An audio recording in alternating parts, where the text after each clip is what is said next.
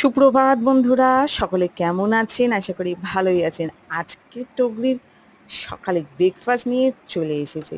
সকালের ব্রেকফাস্টে আজকে আমি কী খাচ্ছি চলুন দেখাই। দেখুন, ফার্স্টেই আমি ফ্রিজ থেকে দই বার করে নিচ্ছি। দই ছাড়া তো আমার চলেই না। দুপুরের খাবার হোক, রাতের খাবার হোক বা সকালের টিফিন, সবেতেই দইটা আমার ভালো লাগে খেতে। আলুর চচ্চড়ি নিয়ে নিয়েছি আর নিয়ে নিচ্ছি সাথে বাটিতে দই।